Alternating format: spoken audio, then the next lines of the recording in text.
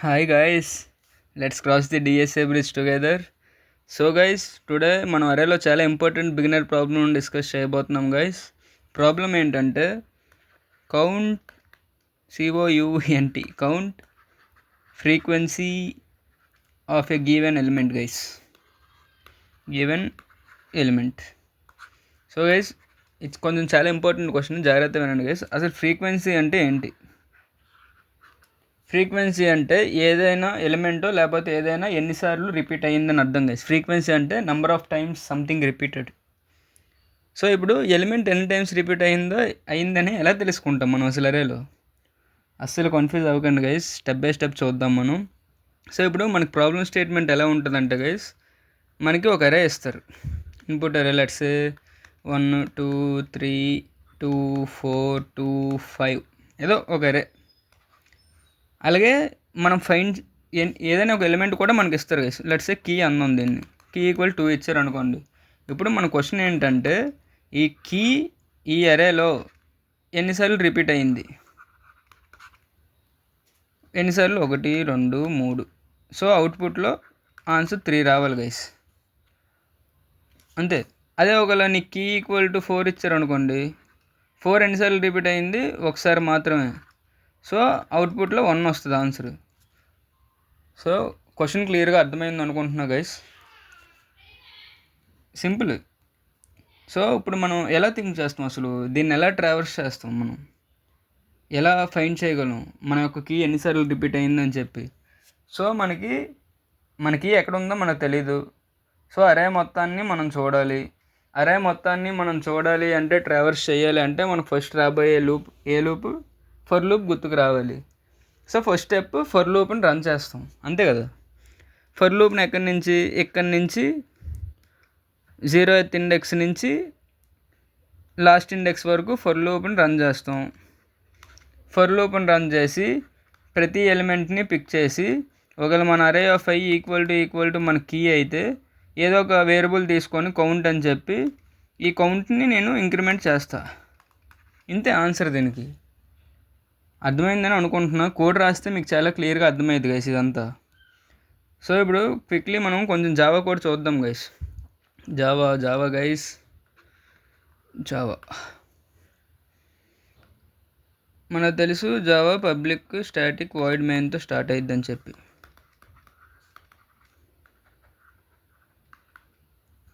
ఇందులో string args ఉంటాయి, అవన్నీ మీకు తెలుసు. ఒక అరేని డిక్లేర్ చేస్తాం, ఇలా డిక్లేర్ చేస్తాం. అరే ఇది అనుకుందాం 3 2 4 2 5. అలాగే అరేతో పాటు మనకు ఒక కీ కూడా ఇస్తారు, అంటే ఈ ఎలిమెంట్ ఎన్నిసార్లు రిపీట్ అయిందని తెలుసుకోవడానికి. లెట్స్ సే 2 ఇచ్చారు అనుకుందాం. ఇప్పుడు ఫర్ లూప్ రన్ చేస్తా. ఇంట్ I equal to 0, I less than అరే dot length I plus plus, అంతే కదా. సో ఇప్పుడు నేను ప్రతి ఎలిమెంట్ని పిక్ చేసి, అంటే ఇఫ్ అరే ఆఫ్ 5 అనే ఎలిమెంట్ ఈక్వల్ టు మన కీ అయితే, అంటే మనం ఒకసారి ఆ ఎలిమెంట్ని చూసామని అర్థం.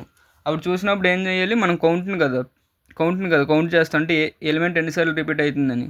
సో నేను కౌంట్ అనే ఒక వేరియబుల్ని 0తో ఫస్ట్ ఇనిషియలైజ్ చేసుకొని ఈ ఎలిమెంట్ని చూసినప్పుడు count equal to count plus 1 చేస్తా గైస్. ఇది similar to count plus plus, ఈ రెండు ఒకటే. ఇలాగైనా రాయొచ్చు, అంతే ఆన్సర్ గైస్.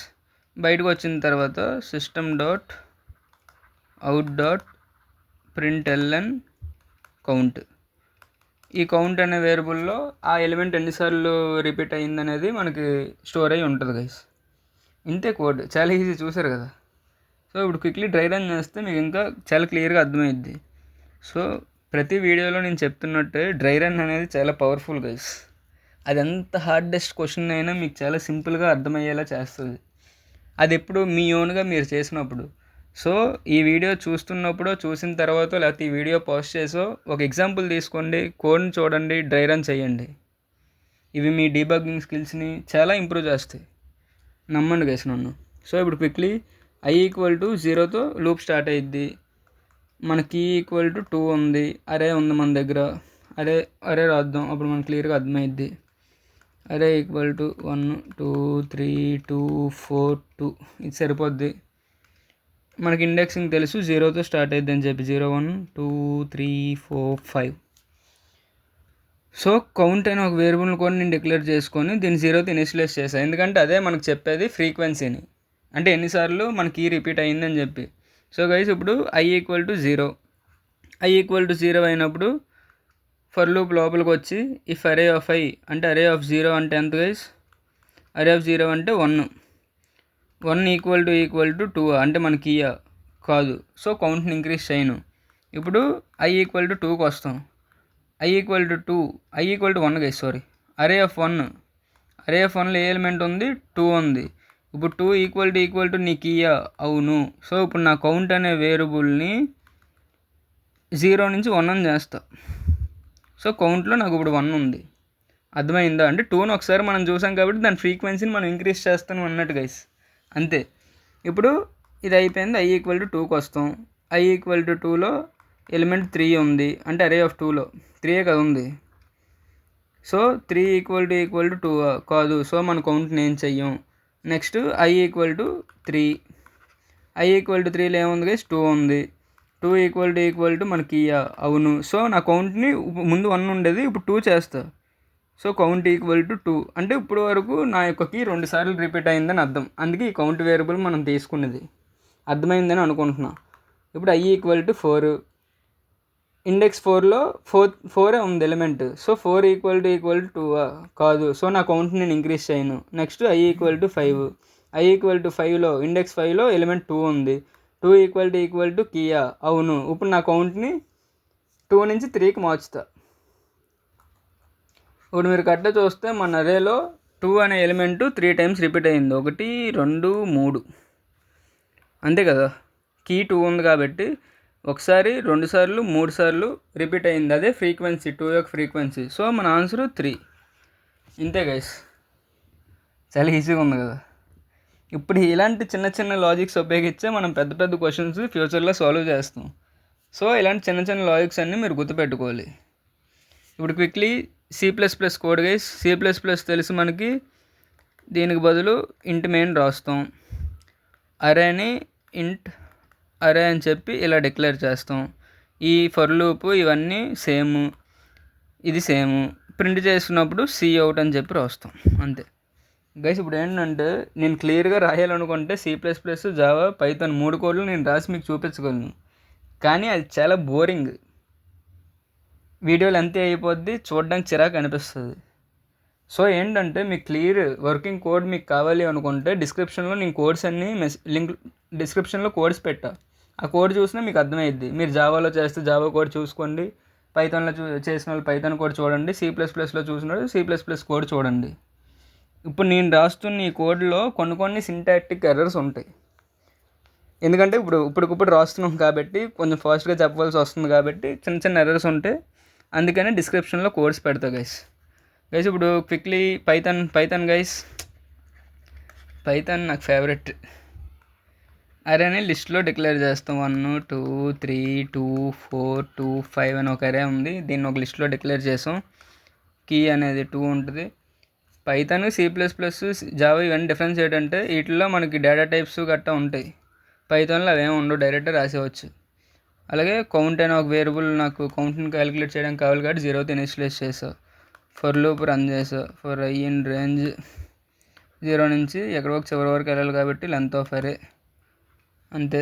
ఇఫ్ ప్రతి ఎలిమెంట్ లూప్ రన్ చేస్తున్నప్పుడు ఆ particular element equal to key అయ్యింది అనుకోండి, నా కౌంట్ని 1 ఇంక్రిమెంట్ చేస్తా. కౌంట్ ప్లస్ ఈక్వల్ టు 1 అన్నా, count equal to count plus 1 అన్నా, లేదా కౌంట్ ప్లస్ అన్నా, ఈ 3 ఒకటే గైస్, కన్ఫ్యూజ్ అవ్వకండి. ఈ కౌంట్ ప్లస్ అనేది పైథాన్లో లేదు గైస్, ఓన్లీ జావా, C++లో మాత్రమే ఈ కౌంట్ ప్లస్ అనేది పనిచేస్తుంది, పైథాన్లో పనిచేయదు, గుర్తుపెట్టుకోండి. దీని కోడ్ ఇంతే గైస్. ఫర్ లూప్ నుంచి బయటకు వచ్చిన తర్వాత ప్రింట్ కౌంట్, ఈ కౌంట్ని ప్రింట్ చేస్తే అయిపోయింది గైస్. ఇప్పుడు క్విక్లీ టైం కాంప్లెక్సిటీ నాకు తెలిసి చాలామందికి తెలిసే ఉంటుంది దీని టైం కాంప్లెక్సిటీ. ఇక్కడ మనం ఏం చేస్తున్నాం, ప్రతి ఎలిమెంట్ దగ్గరికి వెళ్ళి చూసి అది ఒకవేళ మన కీ అయితే కౌంట్ని ఇంక్రీజ్ చేస్తున్నాం, ప్రతి ఎలిమెంట్ని మనం ట్రావర్స్ చేస్తున్నాం. సో అరేలో ఉన్న ఎలిమెంట్స్ అన్నిటిని మనం ట్రావర్స్ చేస్తే ఒకసారి దాని కాంప్లెక్సిటీ అంతా బిగ్ ఆఫ్ ఎన్. ఈ ఎన్ అనేది ఏంటంటే అరేలో 5 ఎలిమెంట్స్ ఉండొచ్చు, 100 ఎలిమెంట్స్ ఉండొచ్చు, 1000 ఎలిమెంట్స్ ఉండొచ్చు, 1 crore ఎలిమెంట్స్ ఉండొచ్చు. సో ఆ ఎలిమెంట్స్ని ఎన్ అనే ఒక వేరియబుల్తో మనం రిప్రజెంట్ చేస్తాం. సో దీని కాంప్లెక్సిటీ బిగ్ ఆఫ్ ఎన్. ఇప్పుడు క్విక్లీ స్పేస్ కాంప్లెక్సిటీ గైస్. ఇక్కడ మనం ఏదైనా ఎక్స్ట్రా అరేయో లేకపోతే ఎక్స్ట్రా డేటా స్ట్రక్చర్ ఏం యూస్ చేయట్లేదు, అంతే కదా. సో దీని యొక్క space complexity big of 1 guys. అది బేసిక్స్ చాలా స్ట్రాంగ్ అయితే గైస్, ఇవన్నీ బేసిక్ క్వశ్చన్స్. ఈ బేసిక్స్ కానీ మీకు స్ట్రాంగ్ అయితే హార్డ్ ప్రాబ్లమ్స్లో కన్ఫ్యూజన్ అసలు పడరు మీరు. ఒకవేళ ఈ బేసిక్స్ కానీ మీకు క్లియర్గా లేకపోతే లూప్స్ ఎలా పనిచేస్తే, మోడ్లో పర్సెంట్ ఎప్పుడు చేయాలి, ఇలా చిన్న చిన్న బేసిక్స్ ఉంటాయి. ఇవన్నీ క్లియర్గా తెలియకపోతే హార్డ్ ప్రాబ్లమ్స్, మీడియం ప్రాబ్లమ్స్ చేసినప్పుడు చాలా ఇబ్బంది పడతారు. థింకింగ్ కానీ ఇంప్రూవ్ అయిపోతే గైస్ కోడింగ్ ఆటోమేటిక్గా ఇంప్రూవ్ అయిపోద్ది. కోడింగ్ అనేది చాలా ఈజీ, మీరు ఆలోచించడమే కష్టం కదా. సో ఈజీ ప్రాబ్లమ్స్ని అస్సలు అండర్ ఎస్టిమేట్ చేయకండి గైస్, కన్సిస్టెన్సీ మెయింటైన్ చేయండి. మీకు కానీ ఈ ప్రాబ్లం క్లియర్గా అండర్స్టాండ్ అయితే లైక్ చేయండి గైస్. అలాగే మీ ఫ్రెండ్స్, ఫ్యామిలీ మెంబర్స్ ఎవరైనా ఉంటే షేర్ చేయండి.